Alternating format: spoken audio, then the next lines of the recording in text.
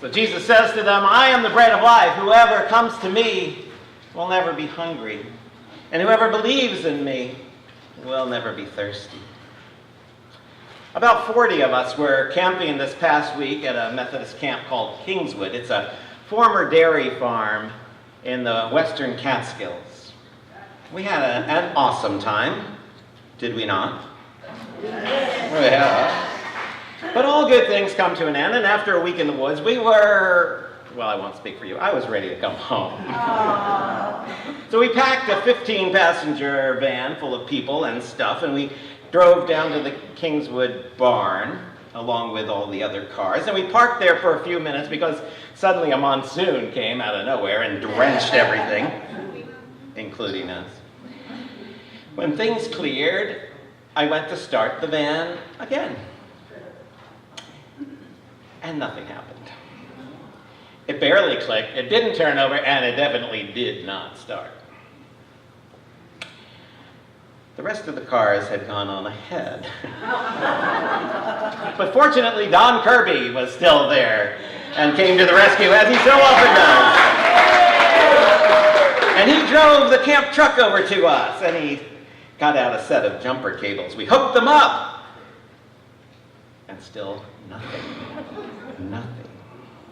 Now, did I mention it was a 15-passenger van full of people and stuff?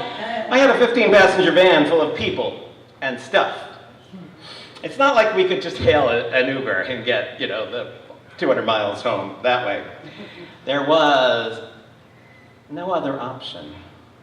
We had to get back. So we had to get that van started. So we waited a while. We grabbed a guy who was good at mechanical things and connected the jumper cables all over again. And we tried again, and nothing. And the guy who was good at mechanical things said, I think your battery's dead. We're like, we know our battery's dead. But nothing. So we called the garage nearby, and we waited. And we waited. And we waited. We had to get the van started. We had no other way to get home. We had no other option. And that was the situation for the crowd looking for Jesus that day at Capernaum. They had to find him. They had to find Jesus. They had to connect with Jesus. For them, there was no other option, and they had to do it. Now, if you were around here last week, you may remember that Jesus figured out some way to feed 5,000 people in the middle of nowhere, and they all ate, and they were all filled. And they wanted more. More bread and more Jesus. But Jesus wasn't there anymore, so they jumped in some boats and they sailed to Capernaum. As Lee explained last week, we don't really know the exact place where Jesus fed those 5,000 people, although there's been a church on the spot where it might have been for the last 15 centuries. Capernaum, though, is a place, an actual place. Capernaum in Hebrew, the village of Nahum. And Capernaum, according to the Gospels, functions as a kind of a home base for Jesus. It's his base of operations throughout much of the Gospel story. It's where Peter is from. It's where his brother Andrew is from. And so it makes sense that the crowd would go there to find Jesus. They have to find him. They've tasted what Jesus had to offer. They want more of what Jesus has to offer. They tasted the loaves, and though Jesus tells them that they've eaten their fill, now they want more, sure enough. And they want something else. They want something else, it seems. Here's what I think it is. They've tasted the bread, but they've tasted the goodness of God. I think they sense in Jesus a way to be connected to the source of life, the source of spiritual power. They don't have another option. They need to connect, and they need Jesus.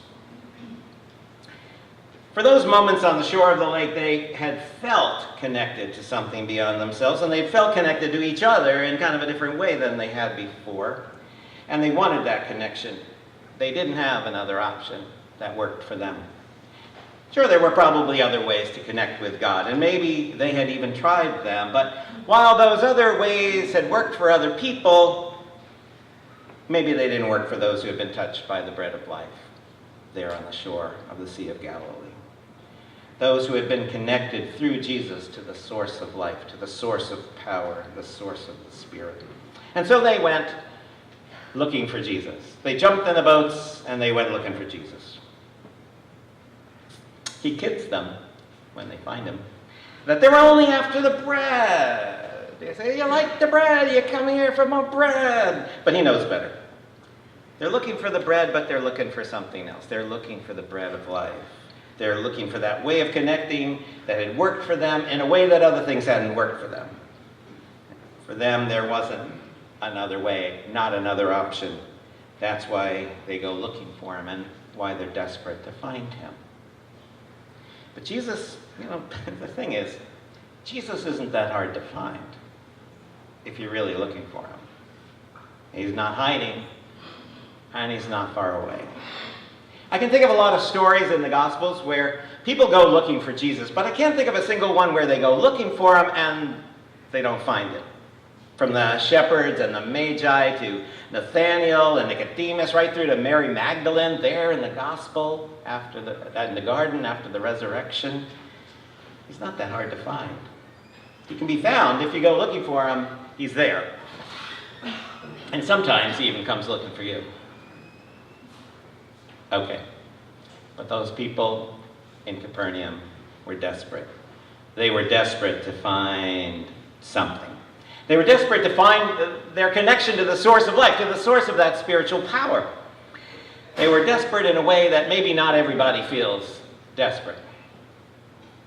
I want to ask you something, since we're all here together in one big happy family in our happy social hall, which is, believe it or not, cooler than what's upstairs. Today, it's a hot Sunday in August. And it would have been easy for you to stay home. I shouldn't tell you that, but it would have been pretty easy for you to stay home. But you're here. So why are you here? Why did you get up this morning and come here? Why did you come here? Anybody? You. Change? Yeah. To praise my God. To praise your God. Okay. What else? And meet people. Meet people, connect. All right. Anybody? Acquire more knowledge.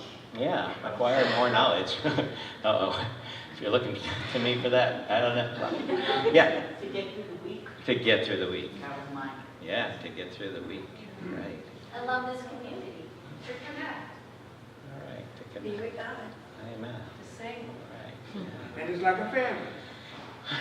You're like my uncle. All right. Well, you found your way down here when you got here, and where we never are. When was the last time we were here? Like 20 years ago. And how did you find your way down here? Anybody? You followed the signs. All right. You're like those crowds. You're looking for the signs, and you found the sign. Thank you. I didn't even tell you to say that. Here's the thing. Jesus tells us, as he told the crowd, you don't need the signs. You don't need signs. Well, maybe you needed the signs this morning, but he tells we don't need magical things. We don't need hocus pocus. We don't need something amazing, some miracle, amazing thing to find Jesus. It's easier than that. And to find that connection to God through Jesus is not that hard. Here's what you need to do, says Jesus. He says, first you need to look. If you don't look, you're not going to find anything. And second, he says, you need to believe. Well, that's kind of interesting. If you don't bother looking, you don't find anything. And if you won't believe, won't trust, won't take a risk, won't take that leap of faith, it's going to be hard to connect. So let me say one more thing. Let me get back to that van that we left by the Kingswood barn, because you may have noticed that I'm here this morning. So something happened. And I didn't leave anybody else back there, as far as I know. So here's what happened. We sat in the barn for a while it rained. Friendly people fed us. They got out games for the kids to play with. They called the garage again to see where this guy was who was supposedly on his way. And when the guy got there, he took a look at the van and said, "Your battery's dead." We said, "We know, we've been trying to jump in, it doesn't work." So he said, "Yeah." And he connected up his cables to our battery, and voila, the thing started. We said, "Why didn't it start for us?" And he said, "You had a bad connection." He said, "Your jumper cables must be shot. You had no way to connect. And without a connection, you can't get charged up." He actually said that. I was like, "Thank you. You can't get charged up without a connection." Now, Jesus is my connection to God and to the source of life and to the source of my spiritual power and ability to get through the week. I've tried other connections over the years, and I know they work for other people, but they didn't work for me. I couldn't find that connection, not one that got me charged, until I realized that Jesus is there and can be found and can be that connection. Jesus calls believing, that act of trusting, the work of God. And that's a little strange. We usually think of belief as some sort of gift that comes to you, or it doesn't. But Jesus seems to be saying something a little different here. He describes this act of believing, this act of trusting, this act of being able to rely on Him as the work of God. In other words, you need to put a little something into it, says Jesus.